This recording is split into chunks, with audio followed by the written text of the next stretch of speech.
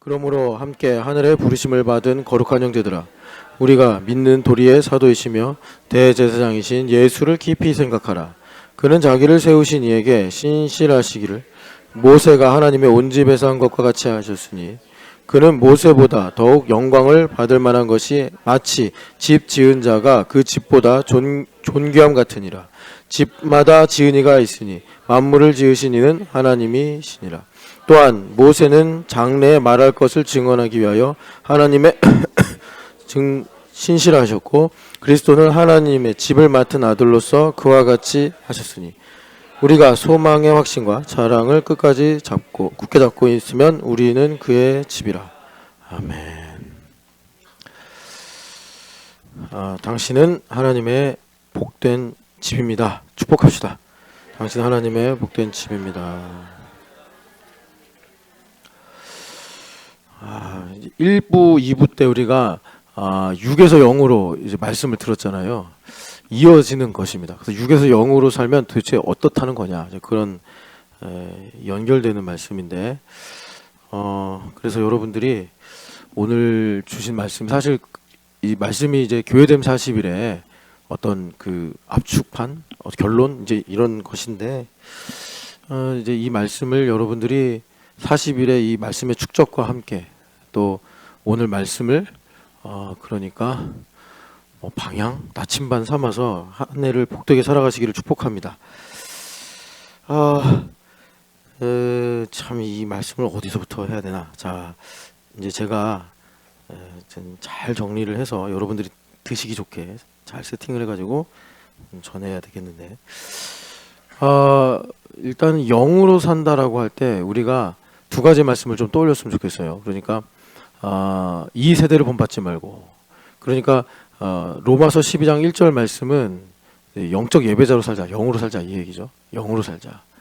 영으로 살자라는 말씀인데, 그 영으로 산다는 게 뭐냐를 설명한 것이 로마서 12장 2절 말씀인데, 한 세 가지로 이렇게 영으로 사는 것을 바울 사도가 말씀하십니다. 먼저는 세상을 본받지 말고, 그리고 마음을 새롭게 함으로 변화를 받아.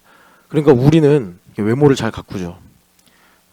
아침에 새벽에 왔는데 그 누구더라, 박소영 자매인가 누가 그러더라고요. 어머, 정은이는 화장을 하고 왔네, 이렇게. 네. 그러니까 우리가 이렇게 외모를 가꾸는 거예요. 그건 좋은 거예요. 하고 왔다고 뭐라고 하면 안 되는 거죠. 근데 우리 마음은 어떻게 가꾸는 거냐, 마음을 지키라고 했는데, 마음을 지키는 건 뭐냐면 우리의 마음이 이제 성령 하나님으로 말미암아 거듭나는 거죠. 거듭나는 거예요. 그 마음이 어떻게 보면 신선하다. 마음을 새롭게 함으로 변화를 받아. 새롭게 함으로 변화를 받아. 그래서 마음의 생명력은 우리 아이들은 마음이 동심이기 때문에 항상 새롭습니다. 호기심이 있고 또 항상 이렇게 신기해하고 이런 이제 마음이죠. 그런 것처럼 우리들도 이제 하나님 나라의 동심을 갖고 있어서 늘 예수님을 기대하고 예수님 때문에 깜짝 놀래고 이제 이런 겁니다. 마음을 새롭게 함으로 변화를 받아. 그 새로워진 마음에 이제 하나님께서 가르쳐 주시는 거죠. 하나님의 선하시고 기뻐하시고 온전하신 뜻이 무엇인지 이제 깨닫게 하시는 것입니다. 그래서 이 영으로 산다 할 때 먼저 여러분, 이 세대를 본받지 말고, 이 말씀 꼭 생각하시고, 이 세대를 본받지 말고, 1번이 이제 세대를 본받지 않아야 되는 거예요. 본받지 않아야 돼요. 그리고 두 번째가 뭐냐면 창세기 6장 3절인데, 노아의 홍수가 왜 일어났는가, 이걸 이제 말씀하는 겁니다. 그러니까 노아의 홍수 이전과 이후에, 그러니까 이 세상이 완전히 바뀌었어요. 이제 나중에 기회가 되면 그런 내용들 좀 집중해서 다룰 텐데, 세상이 바뀌었다. 이건 뭐냐면 하나님께서 구원하시는 섭리가 그러니까 달라졌다 이렇게 생각하시면 돼요. 그러니까 노아 홍수 이전에는 셋의 라인, 그러니까 아벨을 대신한 셋의 라인과 가인의 라인이 이렇게 나누어져서 세속 사회와, 그러니까 믿지 않는 불신자 사회와 그리고 믿는 사람들의 사회가 완전히 구별됐었습니다. 그렇게 하나님 구원하셨어요. 그게 왜 그렇게 하신 거냐면, 그게 훨씬 더 이 흑암 속에서 믿는 사람들을 구원하시기 좋아요. 우리 입장이 편하다 이거예요. 그렇게 하시는 게. 그러니까 믿는 사람들끼리 회사하고 믿는 사람들끼리만 학교 다니는 거예요. 좀 안전하겠죠. 믿지 않는 애들하고 얘네들이 같이 학교를 다녀야 되니까 기껏 우리 애들을 집에서 가르치고 이렇게 보호했는데 학교 가서 친구 뭐 잘못 만났다 이런 말이 좀 어불성설인데 뭐 친구가 나쁘게 했겠습니까? 다 끼리끼리 놀다 보니까 그렇게 되겠지만 이제 가르친 부모 입장에서는 얘가 욕을 안 하던 애가 학교 가더니 이제 욕을 배우네 뭐 이제 이런 식으로 나오는 거죠. 그러니까 참 구원을 받아야 될 우리 입장에서는 이 섞이는 게 별로 안 좋은데 노아 홍수 이후엔 섞일 수밖에 없게 됩니다. 이제 노아 홍수 이후에는 그래서 하나님께서 민족을 나누시고 흩어진 자들을 이제 모으시는 작업을 긴 시간 동안 작업을 하셔서 이루시는 거예요. 그래서 이 노아의 홍수가 그런 분기점이 되는데 노아의 홍수가 왜 일어나는가 봤더니 영과 육의 문제로 일어났더라. 창세기 6장 3절에. 그러니까 거기 보면은 이 사람이 육이 된지라. 그래서 하나님의 영이 영원히 함께하지 않겠다. 이렇게 말씀하시는데 참 깊이가 있는 말씀이에요. 그래서 이 두 가지 말씀을 떠올리시면서 영으로 산다는 건 뭐냐. 그러니까 요즘에 그 네이버에서 내가 패딩을 하나 검색하면 페이스북, 인스타그램 뭐 여러분들이 사용하는 SNS 많잖아요. 거기에 다 패딩 광고가 올라온다는 거. 참 되게 신기하지 않아요? 그래서 실제로 패딩을 살 수밖에 없도록 압박을 이제 그래서 테스트를 해봤어요. 제가 한번 이제 등산을 가니까 한번 장난으로 패딩을 검색했더니 진짜 제가 뭐 이제 SNS를 뭐 하면서 활용을 많이 하는 건 아니고 이제 뭐 교회 또 목사이고 하다 보니까 이렇게 이제 세상 돌아가는 것이나 또 저도 이렇게 어떤 홍보의 수단으로 사용하는 건데 계속 패딩 광고가 올라요. 페이스북 뭐 유튜브 또 뭐가 했더라? 인스타그램 막 그리고 이제 인스타그램하고 연동된 스레드에서도 계속 패딩. 이게 참 신기하다. 그래서 정말 그 패딩 광고를 패딩을 살 수밖에 없게 막 압박을 받는 느낌이에요. 광고가 계속 나오니까. 뭐 영화도 그렇습니다. 뭐 요즘에 이제 어떤 영화가 개봉이 됐다. 한번 노출되죠, 제가. 그러다가 이제 뭐 영화 분석하는 영상도 오고 영화 이제 뭐 이런 거 이제 홍보하는 영상들 있잖아요. 뭐 재밌는 부분들 이런 거. 그러면 이제 계속해서 이제 그 영화를 언젠가는 볼 수밖에 없이 압박을 하는 거죠. 계속.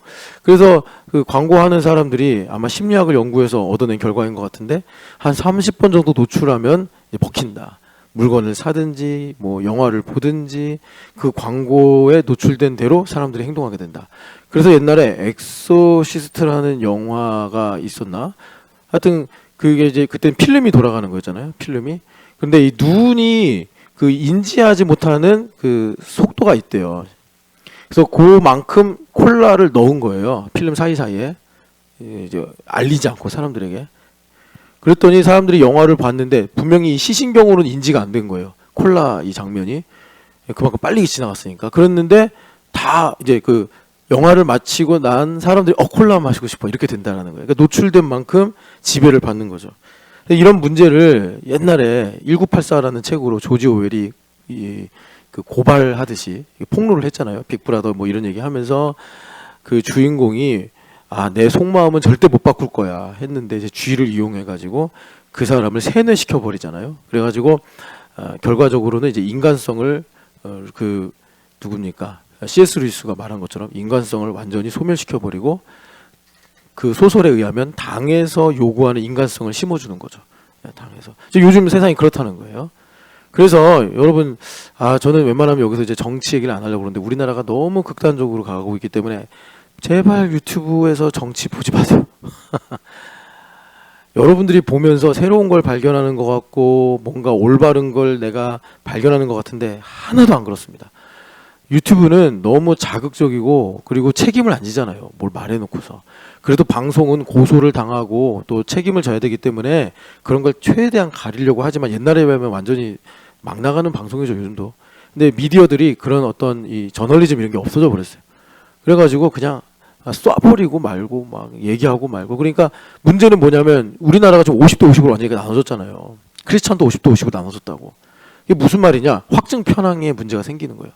계속 노출되니까 자기가 보고 싶은 것만 계속 듣고 완전히 이제는 그게 진리가 되고 거기에 사로잡히는 거예요. 이거 상당히 심각한 문제입니다. 예수님 믿는 사람 그렇게 되면 안 돼요.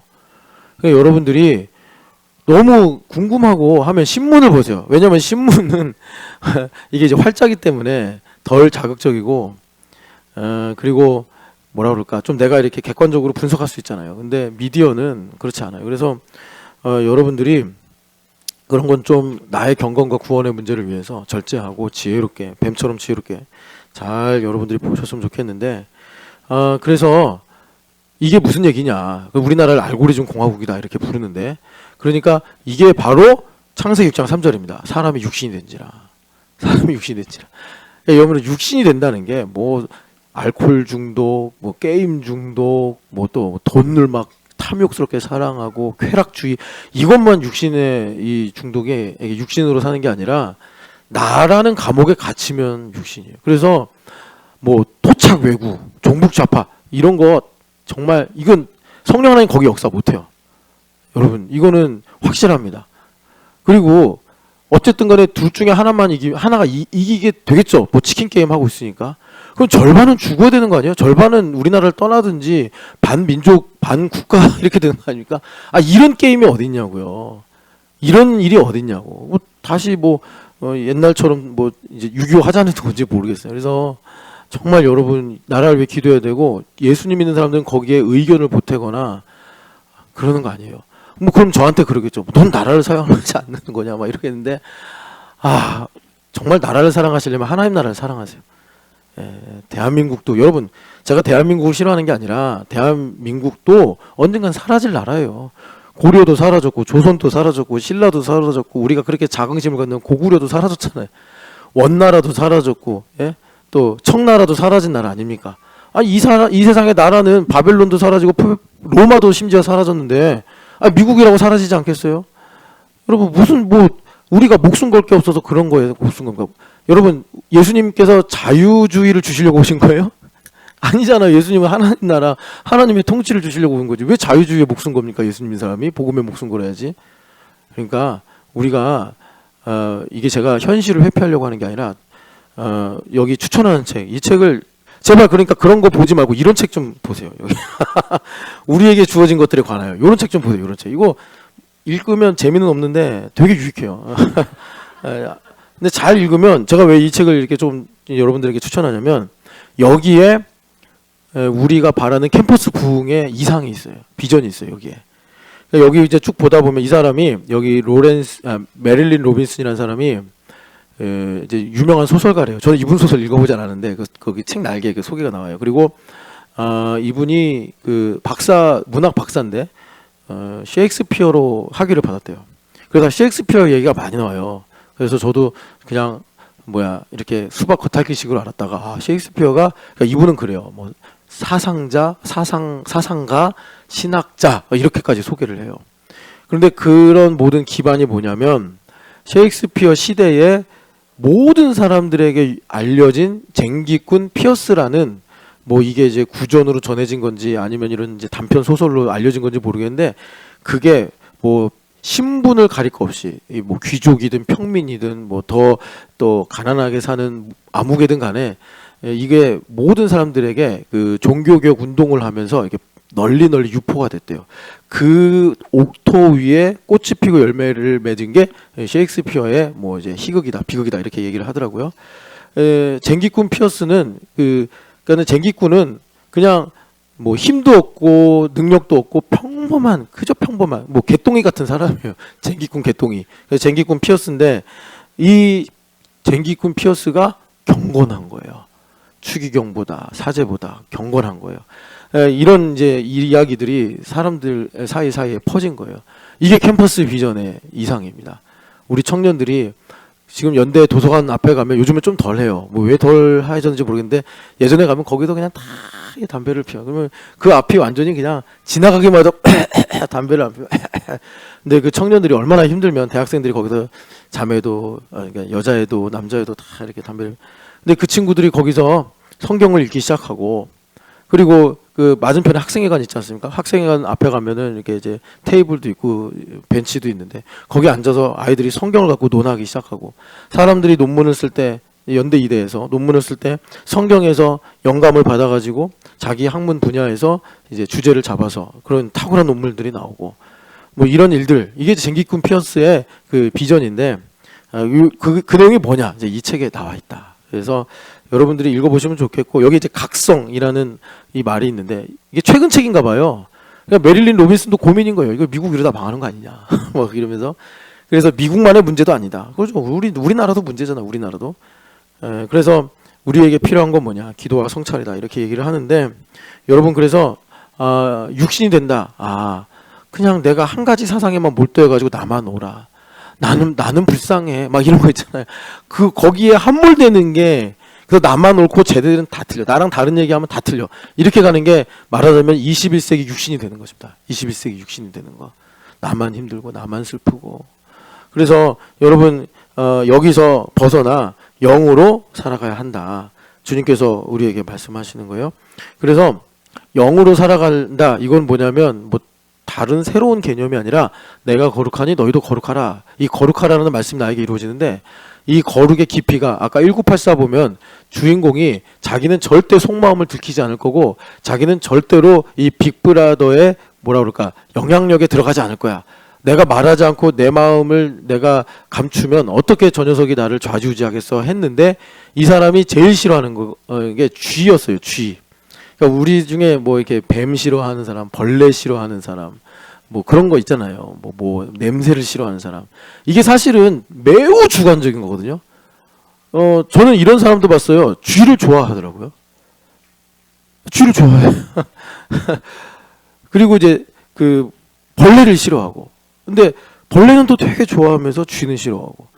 이게 절대적인 건 아니죠. 이게 상대적이고 주관적인 건데, 이게 결과적으로 이제 뭘 반증하냐면 이런 겁니다. 이제 우리가 살다 보면은 뭐 딱히 큰 문제도 아닌데 신경을 거슬리게 하는 거 있죠. 신경을 거슬리게 하는 거. 예. 그러니까 아주 우리 의식에서 정말 밑바닥에 해당되는 겁니다. 신경을 거슬리는 거. 그러니까 전보미 집사님이 거슬리는 신경 차원의 문제와 제가 거슬리는 문제는 다르겠죠. 예.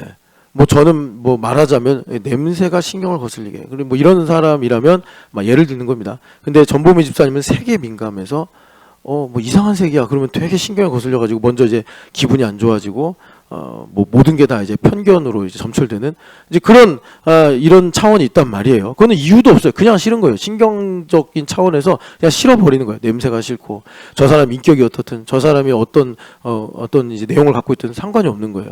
근데 거룩이 그 정도 차원까지 깊이 들어가야 된다는 겁니다.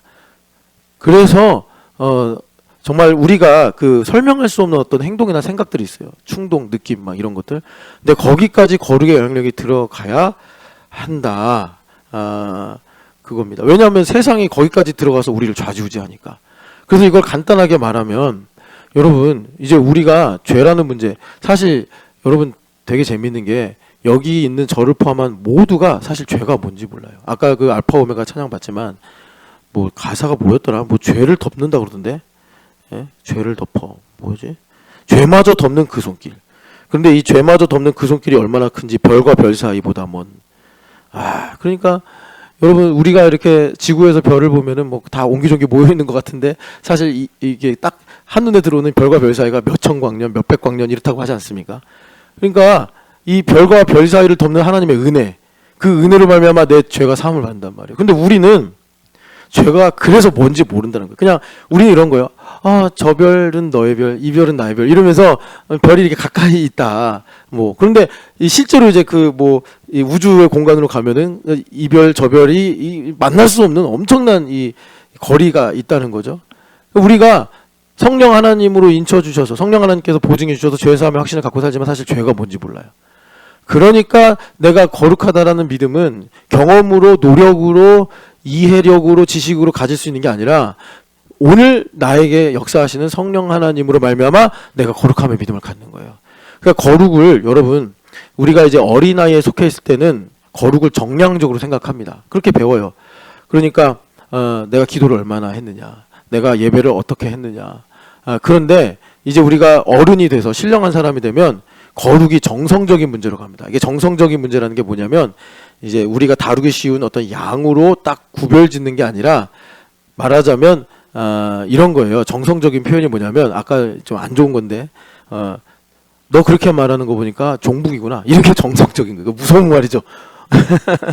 아니 나는 전혀 다른 의견을 갖고 있는데 아니 내가 뭐 좀 이런 하나의 케이스에 대해서 이런 생각을 갖고 있다고 딱 얘기를 하니까 종북이네.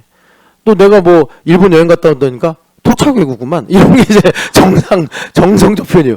예, 이게 율법 세상에서 그렇게 얘기하면 안 됩니다. 근데 하나님 나라에서는 이 하이엔드가 뭐냐면 정성적인 거예요. 그래서 정성적인 표현이 성경에 뭐냐면 하나님께로부터 난 자마다, 이런 게 정성적이에요. 나는 예수 그리스도로 말미암아 태생이 바뀐 거예요. 하나님께로부터 난 자마다. 우리의 거룩을 성령 하나님 그렇게 말씀하시는 거예요. 하나님께로부터 난 자마다 죄를 범하지 않는다. 하나님께로부터 난 자마다 형제를 사랑한다. 이 연역적으로 하나님께서 말씀하시는 거죠. 그래서 거룩이 정량적인 차원에서 정성적인 차원으로. 그래서 여러분 이 정성적 차원으로 가면은 제가 참 안타까운 게 있어요. 왜냐하면 저도 좀 이런 얘기 들으면 속상해요. 이제 이해가 돼서, 공감이 돼서. 그게 뭐냐? 목사님 저 기도하고 싶은데 기도 어떻게 해야 돼요? 근데 저도 그 고민을 지금 신학교를 20살에 들어갔으니까 뭐 한 이제 20년 하고 한 7년, 그러니까 20한 7, 8년 됐는데 신학교 들어가니까 어쨌든 이제 목회를 배우고 신학을 배우지 않습니까? 그러니까 기도해야 된다라는 부담이 점점 생기죠. 근데 이게 기도가, 아니 이게 책을 보면 기도의 사람, 그런 딱 책 보면 뭐 하루에 6시간씩 기도한다, 5시간씩 기도한다.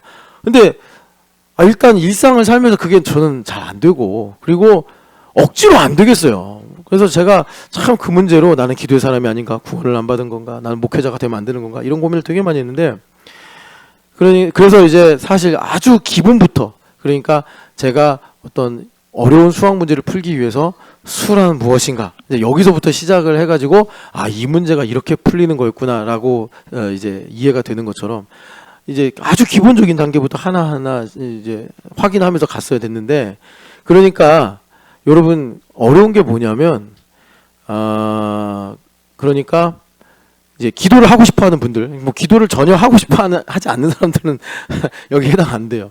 근데 기도를 또 너무 하고 싶어. 내가 어떤 인생에 고민하는 것도 있고 문제도 있고 마음의 아픔도 있고 해서 정말 설교 중에 듣는 것처럼 사람들이 이렇게 얘기해 주는 것을 보는 것처럼 나도 기도하고 싶은데, 그런데 이 정량적으로 거룩을 배우면 일단 성령 하나님께서 이제 감동을 주시니까 그분이 기도하고 싶은 마음이 생기는 거예요. 나 기도하고 싶다. 성경 읽고 싶다. 뭐 이렇게 생기는 거예요.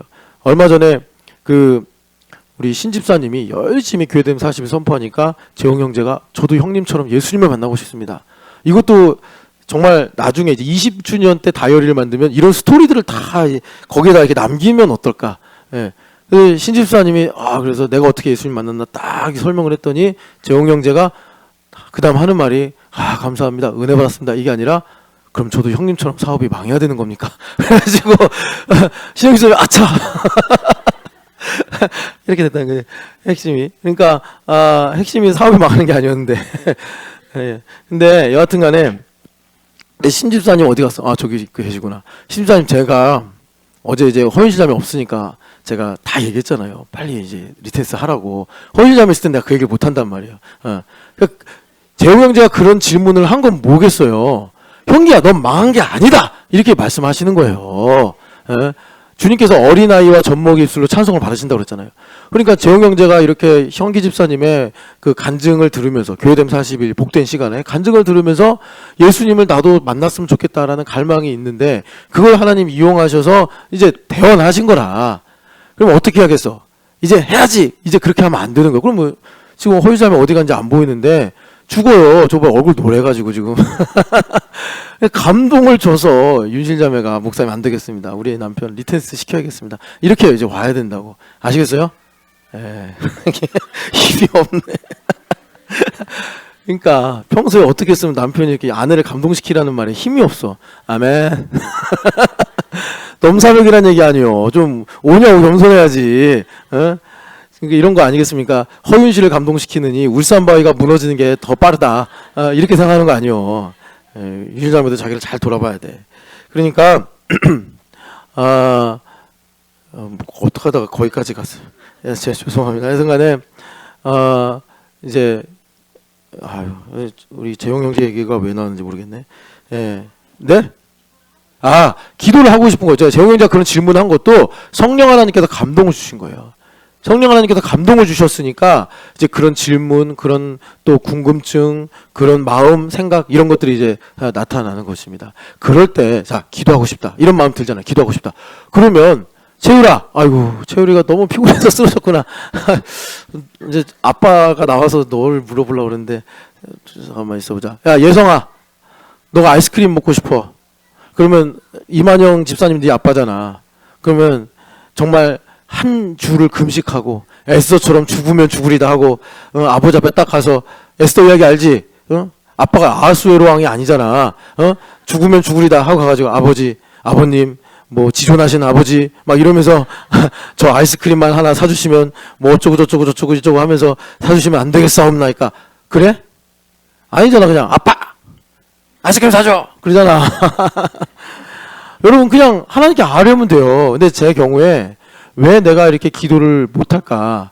제가 신학교에서 배운 거예요. 기도는 2시간 이상 해야 된다.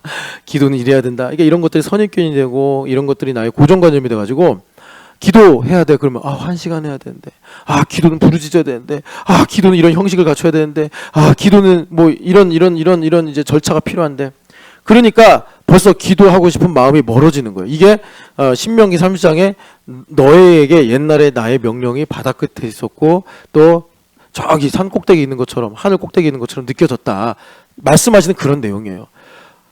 우리가 성령 하나님께서 기도하고 싶은 마음을 주셨어요. 그럼 운전을 하든 또 길을 걷든 화장실이든 아니면 뭐 회사든 속으로 하나님께 하나님 기도합니다. 이러면 되는 거예요.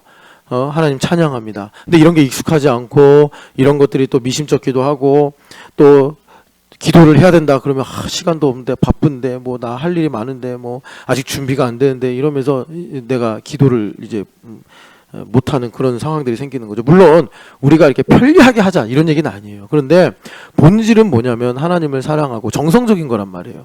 여러분들 그래서 이 거룩이 그렇게 깊어지는 영의 삶을 살아가시기를 축복합니다. 그래서 여러분 우리가 하나님을 만난다, 하나님을 대면한다고 할 때 이제 모세 선생님은 하나님을 가까이 했기 때문에 그가 이제 회막이라는 것을 가지고 광야로 나가서 하나님 배웠잖아요. 보니까 그거는 뭐 일주일에 한 번, 한 달에 한 번이 아니라 수시로 그냥 모세가 힘들면 야 여호수아 가자 해가지고 광야로 가가지고 하나님을 배웠던 것 같아요. 근데 이런 일들을 이제 모세같이 다 살 수 없고 모세 선생님은 40년을 광야에서 사신 분이고 그리고 또 어머니 아버지의 기도가 있었고 그리고 또 파라오의 궁전에서 살는 이런 시간들이 있었지 않습니까?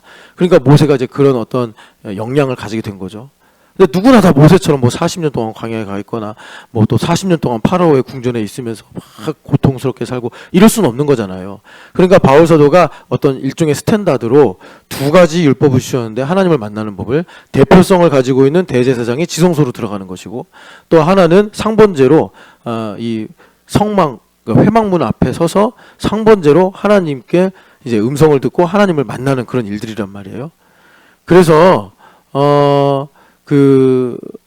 여러분 참 신영기 집사님 그 컴퓨터에 카톡 연동돼 있어요? 지금 신 집사님 거? 잘 됐네. 거기 보면 제가 링크를 걸어놓은 영상이 하나 있어요. 그거 좀 이따 보여줄 준비를 좀 해주시고 제가 뭘 말씀드리려고 그러냐면 우리가 이렇게 찬양하잖아요. 하나님께 찬양하는데 손을 들고 찬양한다 시편에도 있고 또 우리도 익숙하게 손을 들고 찬양하잖아요.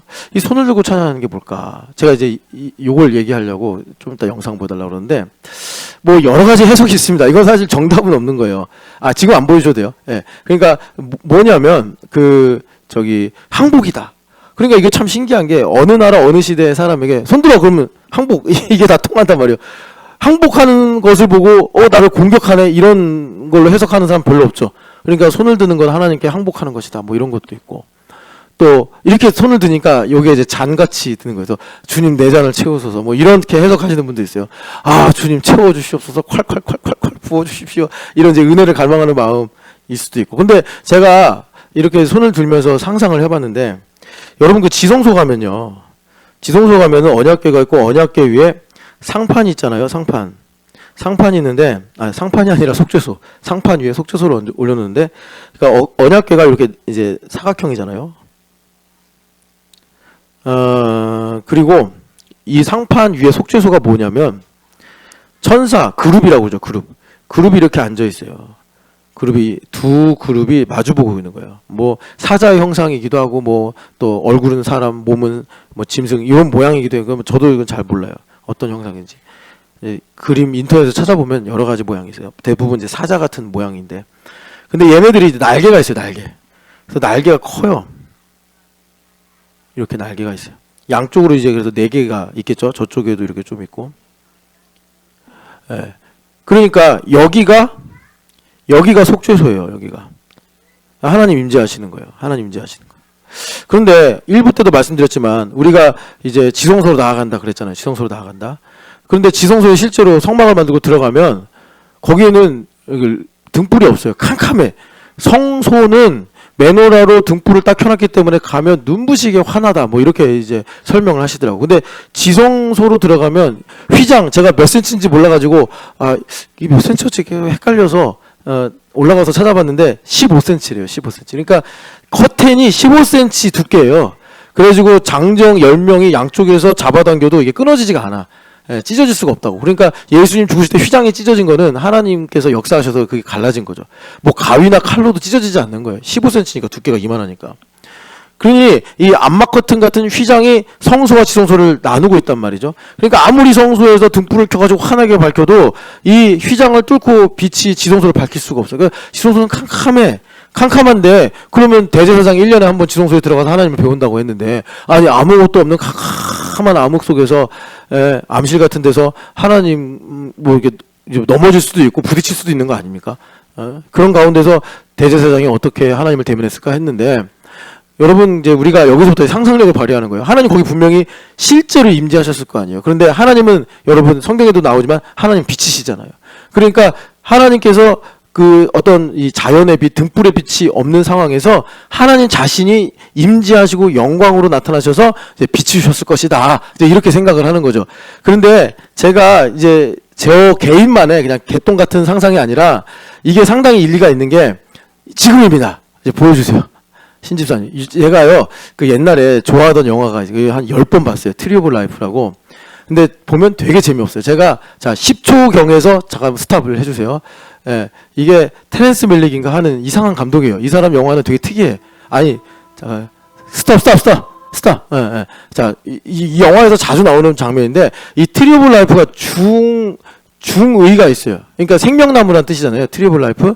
그런데 이 트리 오브 라이프가 그러니까 성경에서 말하는 생명나무도 의미하고요. 그리고 진화론에서도 트리 오브 라이프가 있어요. 이 진화론의 트리 오브 라이프는 뭐냐면 뭡니까? 그 동물들 있지 않습니까? 뭐 어류, 조류, 뭐 포유류, 양서류, 뭐 파충류, 양서류 아니고 너 그런 거 상상하고 있어. 자, 지금 목사님 설교하는데 그거 잘 들어야지. 그렇게 서기가 생각나? 아니야? 자, 이제 걔네들 이렇게 분류하잖아요. 분류하면은 이 끝에는 막 이렇게 이제 이 분류가 크니까 이제 이렇게 덩어리가 커요. 그리고 점점 내려오면 이제 최초의 이 단백질 하나 이게 남는 거고 여기서 쪼개지고 분화하고 뭐 진화하고 막 이러면서 어떤 건 어류가 되고 어떤 건 파충류가 되고 어떤 건 포유류가 되고 요런 거를 이렇게 이제 그림으로 그려요. 도표처럼 그림으로 그려. 그러면 이게 마치 나무가 줄기가 쭉 뻗어나가다가 여러 가지 갈래로 나누어지는 것을 이제 생명나무다, 트리 오브 라이프다 이렇게 진화해서 부르는데 이 두 가지를 이 테렌스 멜릭 감독이 다 의미하는 것 같아요. 영화를 보면요. 그런데 되게 재밌는 게 이제 계속해서 근원에 대한 질문을 해요. 영화에서 악의 근원은 뭐냐, 선의 근원은 뭐냐 이걸 계속 질문하는데 자 지금 이제 보여주시면 되겠습니다. 한번 보세요.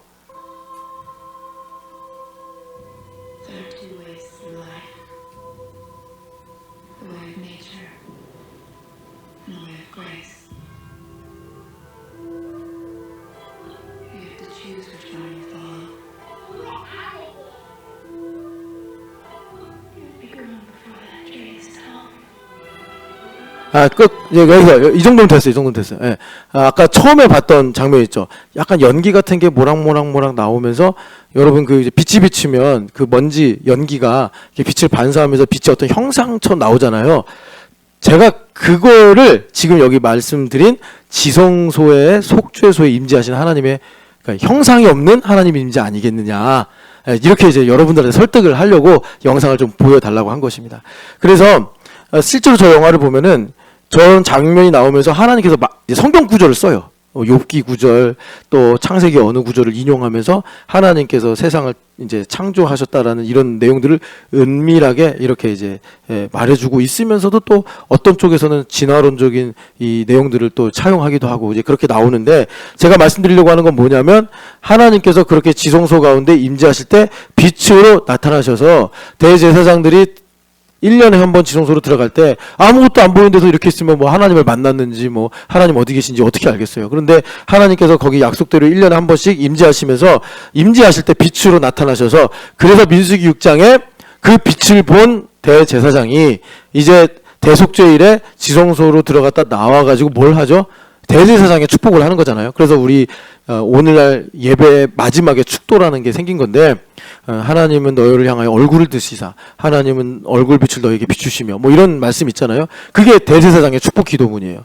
그것이 지성소에 들어갔다가 하나님을 배웠기 때문에 그렇게 기도하는 것인데, 하나님께서 그렇게 우리에게 오셔서 그러니까 말씀하시고 또 우리에게 핏부림의 은혜를 더하여 주셔서 나로 점점 더욱 거룩하게 하시더라라는 것입니다. 자, 그래서 여러분 이걸 좀 이제 보세요. 뭐냐면 오늘 이 집 이야기를 지금 우리가 이 히브리서 3장에서 보는데, 나의 구원 있죠. 나의 구원. 나의 구원은 그러니까 거룩의 문제예요. 내가 얼마나 거룩하냐. 죄를 안 짓는 것도 좋아요. 그런데 하나님의 영광을 위해 사는 건 더 거룩한 일이겠죠. 아까 전에 말씀드린 대로 내가 지식으로도 거룩해질 수 있어요. 체험으로도 거룩해질 수 있어요. 그런데 오늘 이 시대는 이 세속주의가 세상을 본받게 하는 이런 세상의 영역이 나도 모르게 신경증적인 차원까지 들어와서 나의 생각과 감정을 좌지우지한단 말이에요. 이런 차원까지 우리에게 영향을 미치기 때문에 거룩 또한 내가 말로 설명할 수 없는 차원까지 그렇게 하나님께서 나에게 영향을 주시는 데까지 나가야 된다. 그걸 제가 지금 지성소로 말씀드리는 거예요.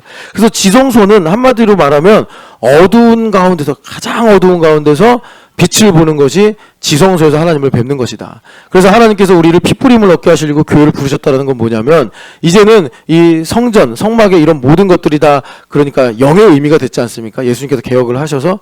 그래서 지성소가 어떤 구체적인 뭐 번지수를 갖고 있는 것이 아니라 나의 삶 가운데 동행하는 예수님과 함께하는 것, 그 예수님을 내가 깨닫고 발견하는 것, 이것이 내가 지성소에 들어가는 것이요, 어두운 가운데 빛을 보는 것이요, 하나님을 대면하는 것이요, 하나님의 음성을 듣는 것이다. 그러니까 사람마다 이 거룩의 깊이, 거룩의 뭐 말하자면 분량이 다를 수밖에 없다. 하나님은 우리가 살아가는 한정된 인생의 수완 속에서 날마다 나를 가까이 하게 하심으로 나의 거룩의 깊이를 더하게 하시기를 원하신다. 자, 그래서 예원이가 지금 이제 공부를 하잖아요.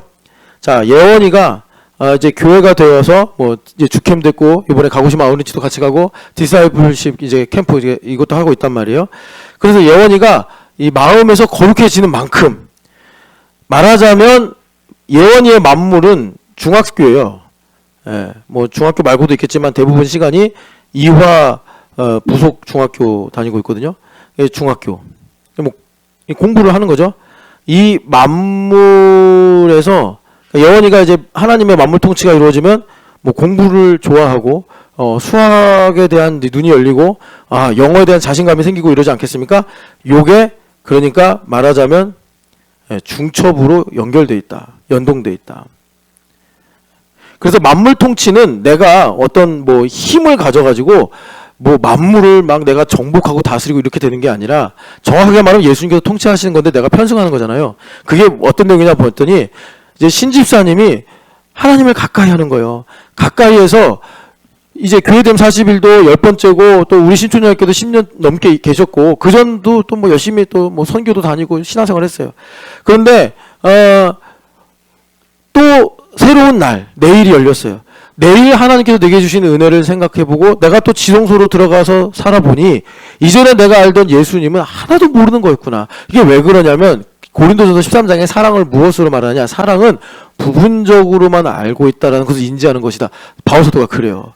그러니까 바울사도가 사랑을 쭉 얘기하면서 이런 말씀하잖아요. 내가 어린아이 같다가 어린아이를 이제는 버렸다. 그러시면서 지금은 부분적으로 알고 있는 것을 장차 예수님 오시면 이제 전체를 다 알게 될 것이다. 그러니까는 예수님 아직 재림 안 하셨으니까 우리가 성경을 통해서 또는 이렇게 교회가 되어서 알아가는 건 일부란 말이에요. 우리 김진춘 목사님이 보미 집사님 만난 지 얼마나 됐어? 네, 12년. 근데 모르겠어요. 전보미 집사님의 10%만 알고 있을지 5%만 알고 있을지. 그러니까 사랑이라는 건 뭐냐면 우리 김 목사님이 전보미 집사님을 7년 정도 알아왔다는데 그것이 일부구나. 그러니까는 정확하게 말하면 전보미 집사님이라는 이 객관적인 내용보다 전보미 집사님을 향한 하나님의 계획과 뜻과 영광에 대해서 이 전보미 집사님을 관통하는 하나님의 섭리에 대해서 아는 것이 나에겐 극히 일부겠구나. 이거를 알고 이제 남편과 아내니까 이렇게 부부지간으로 살아가는 것이 사랑이다. 주님께서 이렇게 말씀하시는 거예요. 그래서 장차 이제 예수님 오시면 내가 왜 전보미랑 결혼을 하게 되었는가. 이걸 주님께서 전체로 알게 하시는 거예요. 그러니까 항상 우리는 모든 상황에서 내가 좋아하든 안 좋아하든 내가 맞다고 생각하든 틀리다고 생각하든 나는 항상 부분적으로만 알고 있어. 그러니까 내가 하나님 의지해야 되고 하나님께 인도함을 받아야 돼. 이게 이제 나에게 하나님의 사랑이 흘러가는 길이더라라는 것입니다. 이거는 뭐 나 말고 타인에게만 적용되는 것이 아니라 나 자신에 대한 것도 마찬가지예요. 나 자신에 대한 것도. 그러니까 저 뒤에 지금 조은영 집사님 계신데 조은영 집사님이 한 이제 30년 넘게 살아왔단 말이에요. 자기에 대해서 많은 지식과 이해를 가지고 있겠죠. 근데 하나님께서 조은영 집사님을 사랑하시고 계획하시고 뜻하신 바에 비하면 그것도 극히 일부라. 극히 일부예요. 우리가 우주를 안다고 하지만 우주의 극히 일부만 보고 일부 빼고는 다 모르는 것처럼 나 자신도 마찬가지란 말이에요. 내가 살지만 왜 사는지 모르고 내가 살아가지만 어디로 가는지 모르고 그걸 내가 다 아는 순간은 예수님 재림하셔서 내가 부활해가지고 그 예수님을 대면할 때 그래서 내가 죄송하지만 이제 부모님 성함은 몰라요. 부모님의 왜 내가 둘째 딸로 태어나는가. 뭐 한 번은 부모님을 뵀는데 뭐 이제 하원이가 막 이제 뭐 말하고 막 떼쓰고 이랬나 봐요. 그랬더니 우리 하원이 왜 누구 닮아서 저러지 그랬더니 부모님이 너가 그랬어. 그랬다고 하더라고요. 그러니까 지나온 나의 삶도 난 또 다 잊어버린 거예요. 내 딸이라 그런 나를 닮아서 그런 건데. 그러니까 우리는 우리 자신도 잘 모르고 산다. 그런데 우리 주님을 만나면 내가 왜 하원이 엄마가 됐는지, 내가 왜 하랑이 엄마로 이거 운명이잖아요. 뭐 하랑이를 내가 주문해서 받은 게 아니잖아요. 내가 왜 하늘이 엄마가 됐는지 부분만 알고 사는 거예요. 부분만 알고 사는 거예요. 그렇기 때문에 때로는 실망도 하고 때로는 좋아하다가 또 때로는 또 넘어지기도 하고 그러지만 예수님 오시면 그래서 그게 이제 충만이란 말이죠. 그래서 사랑은 부분만 알고 사는 것이다. 그래서 주님께서 우리에게 어떤 일로 이제 만물을 통치하게 하시냐면 이건 정확하게 우리가 구원받은 사람이고 하나님께서 우리에게 정말 복을 주신다면 정확하게 이렇게 갑니다. 내가 거룩한 만큼.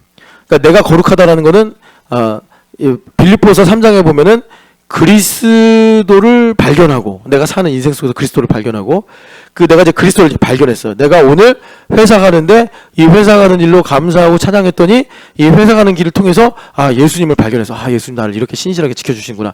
그럼 내 안에 예수님 계시는 거예요. 그 예수님 안에서 이게 참 신기한데 여러분들 너희들 놀이동산 가서 거울의 방 이런 거 들어가 봤어? 거울의 미로. 그러면 거울이 또 거울을 보여주고 또 거울이 보여주고 그래서 내가 막 계속 이어지잖아. 그런 것처럼 내가 예수님을 발견하면 거기에 또 내가 있고 그 안에 또 예수님 계시고 거기 안에 내가 있고 이런 이제 중첩의 일들이 나타나는 거예요. 그래서 예전에 한번 우리 주캠 아이들하고 시를 하나 감상했는데 그 제목이 기억이 안 나는데 규훈이랑 예준이 기억나냐? 그 할아버지가 손주를 안고 있는데 그 거울 속에 손주의 눈동자가 보이는 거야. 그거 기억나? 기억이 안 나? 그런데 그 손주의 눈동자에 누가 있냐? 내가 있는 거예요. 감동을 받은 거예요. 기억나지 이제? 그래서 그 시인이 그 손자의 눈으로 나는 세상을 보고 싶다. 이렇게 이제 시를 마무리 짓는데 내 안에 예수님 계시고 예수님 안에 또 내가 있고 그 안에 또 예수님 계시고 예수님 안에 또 내가 있는 그래서 내가 사는 것이 아니오 이것이 중첩이 되고 중첩이 되면 내가 사는 것이 아니오 그리스도가 사는 것이니라. 이게 거룩이에요. 그래서 이 깊이와 넓이가 이 커지는 만큼 만물 통치가 커지는 것입니다. 예원이가 자신 안에 있는 예수님을 발견하는 거예요. 뭐 이제 몇 살이야 임예원? 어디 갔냐? 몇 살이야? 15이지? 중2니까 15. 그러니까 15, 뭐, 그냥 즐거운 나이잖아요. 그냥 뭘 해도 즐겁고, 그냥, 미래는 밝을 것이다. 이런, 근거 없는 낙관주의에 빠져서, 그냥, 어떻게 하면 친구랑 놀러 갈까? 어제도 보니까 뭐, 나 홍대 갈 거다. 뭐, 나 올리브영에 갈 거다. 그러면서 막 주집사님하고 싸우고 막 얘기하는데, 예. 근데 참 그런 고민이 있는 게 무섭잖아요. 그죠? 예. 그냥, 예. 행복하잖아요. 그만큼 예수님 발견하는 거예요. 그만큼 예수님을 발견하는 게 뭐냐? 이거예요. 오늘 주님께서 분명하게 말씀해. 정량화해서 말씀하신 거예요. 우리 율법 아래 있으니까 설악산에 가자. 할렐루야, 감사합니다. 그럼 얘가 이제 예수님 아는 지식으로 15살에 이 영역을 충만하게 채우는 거예요. 그러면 이 일로 인해서 어떻게 되는 겁니까? 갔다 오면 공부를 해야겠다. 뭐 이런 마음도 들고, 엄마가 왜 홍대를 가는데 나에게 5,000원만 주셨는가? 이게 감사가 되고, 그리고 이제 영어는 어렵다라는 생각이 아니야. 나 영어 잘할 수 있을 것 같아. 이런 자신감도 생기고, 그래서 만물 통치가 나의 삶에 펼쳐지게 된다는 것입니다. 내가 예수님을 저는 47개잖아 나이가요. 47개인데 아까 1, 2부 때 말씀드린 것처럼 예수님을 절반밖에 몰라. 그래서 뭐 형식적으로는 교회 다니고 목회하는 것 같지만 내적으로 파고들면은 뭐 경건도 없고 생명도 없고 뭐 감사도 없고 그래. 뭐 절반밖에 예수님 안 차 있으면 얼마나 그 신앙의 내용이 엉망진창이겠습니까? 자기 마음대로 살면서 안 들키려고 또 요령은 피우고 이렇게 살 거 아니겠어요? 그러면 만물 통치가 아니라는 거야. 하나님께서 일을 하실 수가 없는 거예요. 그런데 여러분 우리가 충만해서 제 나이가 47개 그래서 예수님 47이라는 정량으로 충만해. 내일은 또 하루 더 늘어나겠죠. 충만해. 그러면 주님께서 그걸로 나를 통하여 만물을 통치하셔서 나의 삶에 말씀하신 대로 주님께서 약속하신 대로 포도원과 감람원을 주시고 분천과 샘을 흐르게 하시더라라는 것입니다.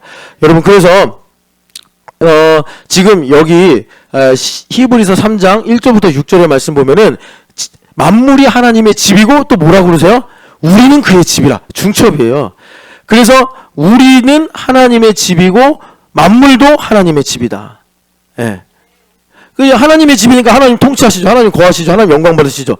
그래서 내가 거룩한 만큼 그래서 이것을 우리가 말하자면 크로스 리버 하는 만큼 예수 그리스도로 내 마음을 정복하는 만큼 예수님께서 약속하신 그 말씀을 이루어진 사실로 믿고 내 마음을 정복해서 김영민 대장처럼 내 마음의 남극대륙을 횡단도 하고 미지의 땅을 개척하기도 하고 내 마음에서 그래서 예수님을 발견하고 그 안에서 나를 또 다시 발견하는 만큼 지경이 넓어지게 되는 거예요. 스가랴서 2장 1절 5절 말씀처럼 측량을 하는데 불성벽이더라. 거기에 사람과 가축이 번성하더라 하는 이 지경이 넓어지는 일들 만물이 하나님의 집으로 이루어지는 오버월이 이루어지는 이것을 주님께서 우리에게 주시더라라는 것입니다. 그래서 우리 1, 2부 때 그 갈라디아서 5장 16, 17절 읽었잖아요. 한번 가보실까요? 다시 한번 갈라디아서를 보면 5장을 보시면 갈라디아서 5장을 보시면 16절에 보면은 성령을 따라 행하라. 그리하면 육체의 욕심을 이루지 아니하리라. 그리고 육체의 소욕은 이렇게 나오죠. 이 육체의 욕심과 육체의 소욕이 번역을 뭐 다양성 있게 하려고 이렇게 욕심으로 했다가 소욕으로 했다 한 것 같은데 원어를 보면 똑같아요. 그러니까 육체의 욕심, 육체의 소욕은 뭐냐면 뭐 식탐 뭐 이런 거 아니고 그러니까 내 힘으로 살려고 하는 율법적 경향입니다. 내 힘으로 살려고 하는. 근데 우리가 왜 이런 율법적 경향을 가지게 됐는지 아시죠? 선악과를 먹고 내가 그러니까 하나님의 은혜가 단절되니까 살긴 살아야겠고 결국은 내 힘으로 살아야 되는 거예요. 그러니까 내 것, 뭐 내 뜻, 나 중심 이런 게 생긴 거예요. 그래서 이 자기 중심주의가 나를 가득 채우게 된 거죠. 계속 선악과를 먹으면서 이 자기중심주의에 그 중독이 돼버린 거예요. 그런데 성령 하나님 오셔서 우리 어떻게 하시죠? 고린도 후서 3장을 보면 성령이 계신 곳에 뭐가 있다고요? 자유가 있느니라. 날 자유롭게 하신다고. 그래서 율법적 경향이 자유의지로 회복이 됩니다. 그러니까 율법적 경향은 엄밀히 말하면 내가 죄의 노예로 사는 거예요. 내 마음대로 내 뜻대로 살려고 하는데 알고 보니까 아무것도 없는 내가 원수막에 하수인 노릇을 하고 산 거죠. 내 뜻대로 한 줄 알았는데 그걸 알고 보니까 다 원수막이 뜻이야. 걔하고 코드가 딱 맞아서. 그런데 성령 하나님 오셔서 우리에게 성령을 따라 행하게 하실 때 어떤 일이 일어나냐면 나를 자유롭게 하셔서 나의 원래 하나님 형상대로 지음받아 하나님께서 우리에게 주신 최고의 선물 뭐죠? 자유예요, 자유. 그래서 얼마까지 자유하게 하신 거죠? 선악과를 먹을 수 있을 만큼까지. 이게 사랑이란 말이에요, 사랑. 그래서 하나님께서 우리에게 성령 하나님을 부어주셔서 나에게 자원하는 마음을 주시고, 이 자원하는 마음을 주시는 그 레버리지가 뭐냐면 예수님의 보혈이란 말이에요. 그래서 예수님의 보혈을 존귀하게 여기는 만큼 그만큼 내가 자유로워지는 거예요. 두려움을 이기게 되는 거예요. 내가 슬픔을 이기게 되는 거예요. 자원하는 마음으로. 그러니까 여러분, 우리가 이 예수님을 믿을 때 예수님을 율법의 마침이다라고 얘기할 때 그 율법의 마침이 뭐냐면 이제 세상적으로 얘기하면 내가 홀로 서기가 되는 거예요. 그래서 제가 가끔 이제 우리 이제 형제자매들하고 얘기할 때 뭐 이런 일이 힘들다 저런 일이 힘들다 그럼 제가 가끔 이제 사용하는 말이 있어요. 이게 뭐냐면 어차피 우주에서 나 혼자야. 나를 채워주고 나를 행복하게 해준 사람 없어. 그럼 이제 이걸 해결해 보겠다고 결혼하고 싶습니다. 결혼해서 발견하는 건 결국 우주에서는 나 혼자였었구나. 이거를 발견하는 것뿐이라고. 그게 도를 터득하는 거예요. 그래서 이제는 내가 사랑을 받아야 사는 존재가 아니라 이제 그리스도 안에 있으면 내가 사랑을 나누면서 하는 존재구나. 이걸 이제 우리가 발견하는 것이 율법의 마침에서 이제 은혜로 넘어가게 되는 것입니다. 성령 하나님께서 이것을 우리에게 이루어 주신다는 거예요. 그래서 내가 율법적 경향으로 말미암아 노예로 살 수밖에 없는데, 종으로 살 수밖에 없는데 성령 하나님 오셔서 자유의지를 회복시켜 주셔서 우리의 자유는 뭐예요? 우리의 자유는 세상에서 말하는 것처럼 내가 하고 싶은 거 다 하고 사고 싶은 거 다 사고 원하는 대로 다 이루고 사는 게 자유가 아니라 나에게 하나님께서 뜻을 두셨는데 그 뜻을 이루며 사는 게 자유예요. 그게 자유예요. 우린 피조물이라고. 저 식물하고 나하고 다를 바가 없어. 지금 커튼으로 가려졌는데 고무나무 같은 게 보이거든요. 저 녀석의 자유는 해피 버스데이. 그러니까 뭐냐면 저 고무나무의 자유는 고무나무로 사는 거예요. 뭐 더 열면 뭐죠 그거? 몬스테라가 있는지 모르겠는데 몬스테라는 몬스테라로 사는 게 자유라고. 몬스테라가 고무나무가 됐다가 다음날은 뭐 난이 됐다가 다음날은 꽃나무가 됐다가 그거는 자유가 아니라면 병든 거예요. 죽어버린다고요. 몬스테라는 몬스테라로 고무나무는 고무나무로 사는 게 자유예요. 쟤랑 나랑 피조물로선 똑같아요. 입장이. 그러니까 나에게도 하나님께서 나를 향해 두신 뜻이 있다고. 고무나무인지 몬스테라인지 아니면 그냥 들에 피다 지는 야생화인지 몰라요. 뭐 저게 가로수처럼 우뚝우뚝 솟아있는 나무인 건지 아니면 이번에 설악산에 가면은 그렇게 눈이 쌓이고 비바람이 있는데도 불구하고 그 절벽에 그냥 우두커니 서 있는 것 같은, 누가 꽂아놓고 간 것 같은 그런 소나무인지 몰라, 우리 인생은. 그런데 하나님께서 나에게 그렇게 잘하게 하셨으면 내가 그렇게 살아가는 게 그게 나의 자유란 말이에요. 여러분, 성령 하나님으로 자유하시기를 축복합니다. 그래서 내가 예수님을 아는 만큼 나의 삶에 하나님의 만물 통치가 이루어지게 되더라라는 것입니다. 자, 그래서 바울 사도가 하나님의 영광을 위해서 그렇게 믿음의 경주를 하신 거예요. 자, 한 번만 정리를 할게요. 정리를 하면 무엇이냐면, 자, 우리는 하나님의 집이다. 이렇게 말씀하시죠, 바울 사도가. 여기 히브리서에서 우리는 하나님의 집이다. 그런데 이것이 연동이 돼가지고 중첩이에요. 이거 중첩. 만물이 하나님의 집이다. 근데 여러분들이 뭐 만물 전체를 다 이게 뭐랄까 다 포용할 수 있는 존재들은 아니잖아. 나도 신촌연합교회지. 내가 어떻게 한국교회를 품겠습니까? 그거는 내가 교만한 거지. 신촌연합교회 나의 만물이 신촌연합교회. 이렇게 되는 거예요. 그러니까 나에게 이루어지는 만물 통치는 내가 살아가는 태어나면서 죽는 그 시간 안에 내가 만나고 경험하고 나에게 하나님께서 주신 뭐 여러 가지 커리어와 이런 것들이 만물이란 말이에요. 근데 이 만물 또한 이제 하나님의 집이 되더라. 주님께서 말씀하신 거. 연동이 되는 거예요. 그래서 여러분, 내가 이제 하나님의 집이 되는데 나라고 안 하고 우리라고 하시잖아요. 그러니까 이건 필연적으로 내가 최소 두 사람이 연합을 해야지. 그러니까 이제 우리로서 연합을 해야지. 이제 우리가 하나님의 집 성전으로 지어져 가는 거예요. 그런데 이것이 이제 여러분 우리 잘 아시겠지만 이게 이제 교회됨이란 말이에요. 아까도 제가 중간에 들어와서 참 죄송했는데 이렇게 모여서 이렇게 기도하고 계시더라고요. 그러니까 그게 이제 내가 성전으로 지어져 가는 거예요. 에베소서 2장의 말씀은 성전으로 지어져 가는 거예요. 근데 놀라운 비밀은, 자, 한번 베드로전서도 한번 보시겠어요? 놀라운 비밀. 베드로전서 2장을 보면은, 자, 보세요. 2장 5절 같이 읽어보겠습니다. 너희도 산돌같이 신령한 집으로 세워지고 예수 그리스도로 말미암아 하나님이 기쁘시게 받으실 신령한 제사를 드리는 거룩한 제사장이 될지라. 아멘. 그래서 여기는 중첩이 지금 이 5절 안에 엄청나게 많이 있는데, 여러분 산돌은 예수님밖에 없어요. 산돌. 그러니까는 이 산돌을 에베소서 2장에서는 모퉁이돌이라고 하신 거예요. 모퉁이돌. 그러니까 우리가 신령한 집, 하나님의 집, 성전으로 지어져 가는데 그것이 어떻게 된다고요? 산돌, 리빙 스톤이신 예수님하고 하나가 될 때 이루어진다는 거예요. 그런데 내가 예수님과 하나가 되는데, 예수님과 하나가 되는 성전이 되는데, 알고 보니까 내가 신령한 제사의 제물이 되는 거예요. 근데 이 제물을 그럼 누가 드리느냐? 내가 제사장이 돼서 드리는 거예요.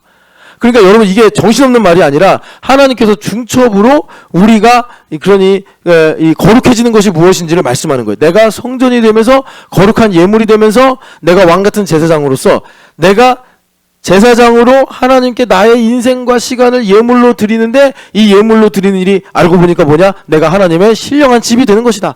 영적인 처소가 되는 것이다. 그런데 내가 영적인 처소가 되니까 어떤 일이 일어나는 거예요? 주님께서 만물을, 나에게 속한 줄로 지어진 영역의 만물을 신령한 집으로 또 삼으셔서 통치하시고 다스려 주시는 거예요. 그래서 줄로 지어진 영역에, 그러니까 우리 재용 형제로 말하면 줄로 지어진 영역이 뭐 임지영, 김채은, 김채율, 그 줄로 지어진 영역. 좀 더 확장하면 아버지, 어머니, 그리고 형제들, 좀 더 확장하면 회사에서 만나는 동료들, 관계자들, 이렇게 하나님께서 줄로 지어진 영역을 다스려 주시더라. 누가?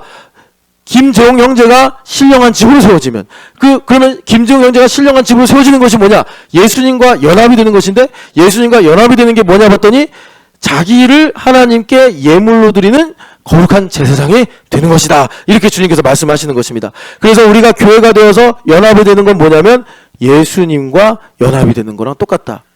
그래서 이 연합은 중첩입니다. 또 이렇게 중첩. 그러니까 지금 우리 예성이가 찬현이 오빠 옆에서 같이 예배하잖아? 이것도 예수님께서 연결시켜 주신 거야. 예배를 같이 하고 있으니까 이 연결이, 지금 너 누구 옆에서 예배하고 있는 거야? 누구 옆에서 예배하는 거야? 정찬현은 아닌 것 같고, 뭐 눈을 그냥 왔다 갔다 돌리고 있는데 예수님 옆에서 예배하는 거야. 예수님 옆에서 예배하는 거야. 알겠어요? 양세규, 지금 여기 옆에 주연 이모 있잖아. 누구 옆에서 예배하는 거야? 그렇지, 예수님 옆에서 예배하는 거야. 예수님. 그 옆에 또 누가 있어? 어떤 예수님이 있어? 이름을 잊어버렸어. 이세미 누나잖아. 이세미 누나. 너 사방으로 예수님 계신다. 뒤에는 정유연이라는 예수님, 앞에는 정찬현이라는 예수님. 이렇게 주님께서 서기와 하나가 되시는 거라고. 알겠어요? 그렇게 되는 거예요. 그래서 우리가 이렇게 연합이 되는 거예요. 이 연합이 이루어지는 것을 우리가 이제 교회다. 주님께서 이렇게 말씀하시고, 자, 이 만물이 하나님이 집에 된다. 이것은 뭐냐면 만물 가운데 충만하신 예수님을 보는 거예요. 만물 가운데 충만하신 예수님. 그런데 이 만물 가운데 충만하신 예수님을 보는 것이 나에게 교회가 되어서 이루어 주시더라라는 것입니다. 그래서 여러분, 그래서 다시 히브리서로 돌아가면, 그래서 1절에 뭐라고 그러는 거예요? 예수를 깊이 생각하라. 예수님만 생각해라. 예수님을 먼저 생각해라. 잠들기 전에 예수님을 생각해라. 너가 잠깐 방황하고 정신없고 그래서 낙심하다가도 끝에서는 예수님을 생각해라. 예수님을 깊이 생각하라는 말씀은 다양한 내용들로 말했어요. 기쁠 때도 예수님을 생각해라. 슬플 때도 예수님을 생각해라. 혼자 있을 때도 예수님을 생각해라. 여러 명이랑 있을 때도 예수님을 생각해라. 죽을 때도 예수님, 살아 있을 때도 예수님. 여러분, 예수님을 깊이 생각해서 바라기는 만물의 통치가 나타나시기를 축복합니다. 여러분, 참 우리나라가 할 일이 많잖아요. 우리 아이들하고 어제 이제 일본 연구를 하면서 도자기 기술을 뺏겼단 말이에요. 그래가지고 우리나라가 도자기의 나라인데, 사실 알고 보면 이제 중국도 도자기를 만들었는데, 중국에 있는 박물관들을 가서 도자기를 보면 투머치예요. 그러니까 별로 안 예뻐. 그러니까 우리나라 도자기를 딱 보면 빛깔도 너무나 곱고, 그러니까는 기술은 있었으나 디테일한 손재주는 우리나라 선조들이 더 좋았던 것 같아. 제가 주관적일지 모르겠지만 중국 도자기는 별로 안 예뻐. 근데 한국 도자기는 하나도 뭐 문양도 없는데도 그냥 달덩어리 같아요. 여기 국립중앙박물관 가면은 조선 백자 있지 않습니까? 그냥 달이야, 달. 야, 어떻게 이런 걸 만들었나? 그 양구 가면 거기에 고령토가 나오거든. 예전에 너희들 양구 갔을 때 한번 데려갈까 말까 하다 안 갔는데, 그래서 백자 기념관이 있어요. 거기 가면 온 천지가 백자야. 근데 참 아름답지.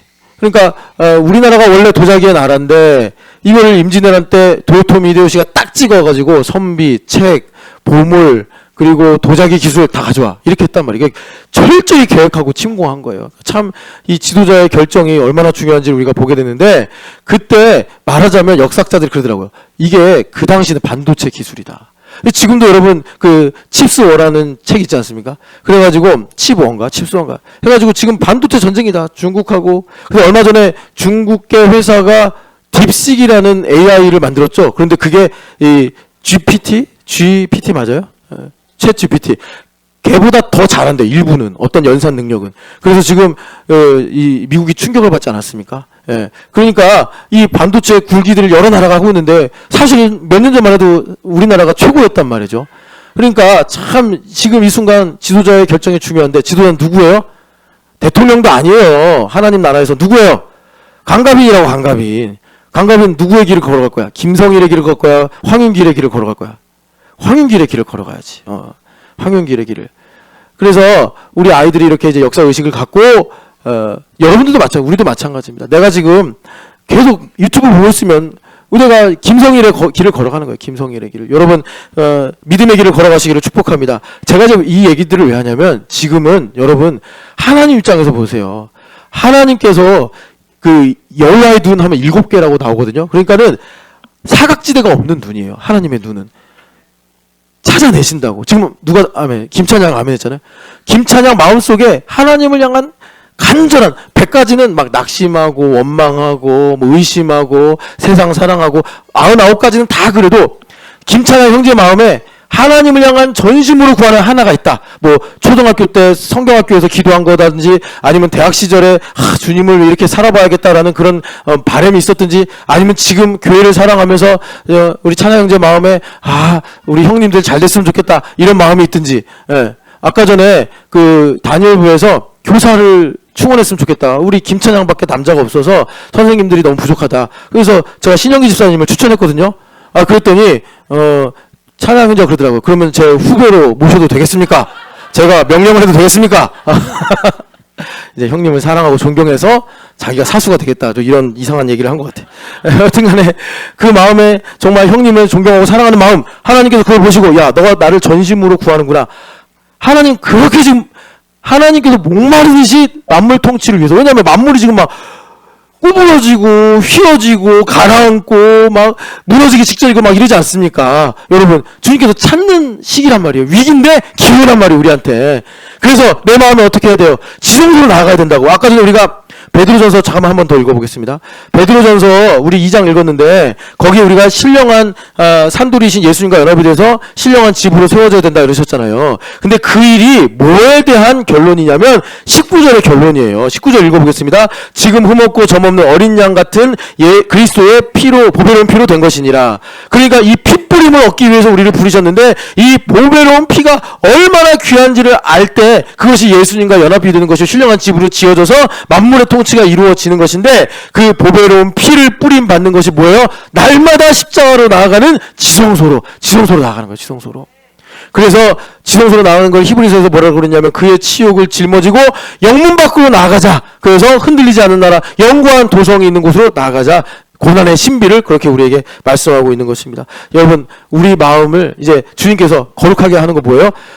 40일로 정말 여러 씨앗을 뿌렸어요. 어떤 거는 뭐 하여튼 간에 말씀에 씨앗을 뿌렸어요. 여러분, 이 마음을 옥토로 잘 갖고서 여러분 30배, 60배, 100배 열매를 맺게 될 때, 그리스도로 나의 인생이 충만해질 때, 나의 삶을 과거, 현재, 미래 왔다 갔다 하면서 예수님으로 보게 될 때, 그럴 때 하나님께서 나의 삶에 만물 통치를 이루어 주십니다. 만물 통치를 이루어 주세요. 그래서 만물 통치는 내가 뭐 시험에 합격하고 내가 인생에서 성공해가지고 만물 통치가 되는 것이 아니라, 주님께서 내게 요구하는 만큼으로 믿음의 분량을 따라 내가 거룩으로 내 마음이 충만해질 때, 예수님으로 충만해질 때, 예수님은 우리가 오늘 교회됨 40일 하면서 선포한 것 중에 우리 교회 신앙의 요체가 있다. 시편 110편이다. 새벽 이슬 같은 주의 청년들이 즐거이 헌신하니. 여러분, 주님의 만물 통치가 일어날 줄 믿습니다. 우리 신촌연합교회는 젊은이들에게 복음을 전해야 돼요. 젊은이들이 언제 여러분 주님을 찾고 하나님께로 돌아오는지 아십니까? 혁명이 일어날 때. 젊은이들은 피가 뜨거워요. 저거는 이제 피가 많이 식어가지고 그냥 무사 안일하게 살았으면 좋겠다 이런 생각인데, 저 친구들은 세상을 뒤집고 싶어하는 친구들이에요. 젊은이들은 급진적인 복음을 전해야 돼요. 급진적인 복음이 뭐겠어요? 하나 이런 거예요. 교회가 되면 성령 세례를 받은 것이다. 이거 여러분들이 신학을 잘 몰라서 그런데 이거 상당히 급진적인 거예요. 이런 복음을 이들이 들을 때 거룩한, 말하자면 우리 저기 옛날에 박윤희 집사님이 이 혁명가의 삶을 산 적이 있었어요. 그래서 자기가 체게바라를 좋아했다. 여러분, 거룩한 예수 그리스도의 체게바라들이 일어날 줄 믿습니다. 예. 자, 같이 자리에 일어나서 찬양합시다. 예, 찬양하고 기도하겠습니다.